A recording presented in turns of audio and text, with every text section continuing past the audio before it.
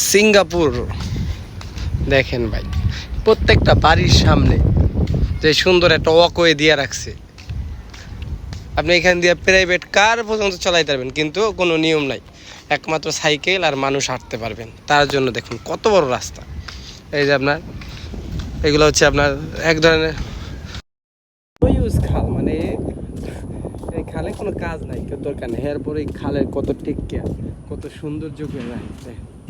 আর বাংলাদেশ হলে এত আপনার জীবিত খাল, যেই খালের লাগে আপনার ডাইরেক্ট সমুদ্র বা নদীর সংযোগটা আছে, পরিষ্কার রাখা দরকার, ওই খালটা টেক কেয়ার করার দরকার।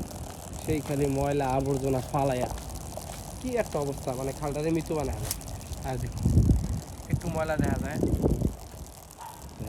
পুরো পরিষ্কার। এদের আমরা সমুদ্রে আছি, এটাকেই বলে সিঙ্গাপুর। এই জন্যই সিঙ্গাপুর পরিষ্কার পরিচ্ছন্ন। বাড়িটি দেখছেন ভিউ, দিস ইজ অমাইক। দুই পাশে আপনার হাঁটার জন্য ব্যবস্থা করে দিছে। দুই পাশে আপনি একটা প্রাইভেট কার সুন্দরভাবে লয়ে যেতে পারবেন, পাশে মানুষ হাঁটতেও পারবো, এত জায়গা।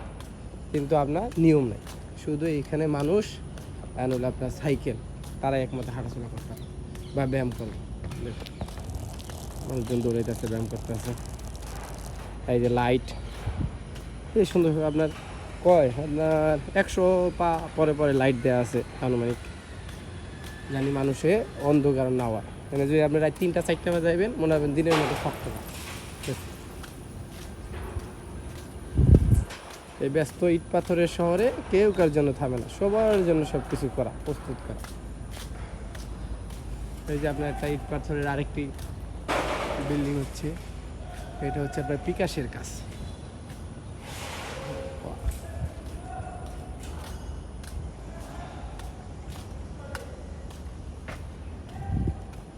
এই পাশে যে আপনার আরেকটা প্রজেক্ট হচ্ছে, এটা হচ্ছে মনে হয় রেনোভেশনের কাম হচ্ছে, মানে পুরাতন বিল্ডিং করে ভাঙ্গা আপনার নতুন করতেছে বা ডিজাইন চেঞ্জ করতেছে। এই যে সুন্দর সুন্দর ফ্যামিলি লিয়ে দাঁড়িয়েছে।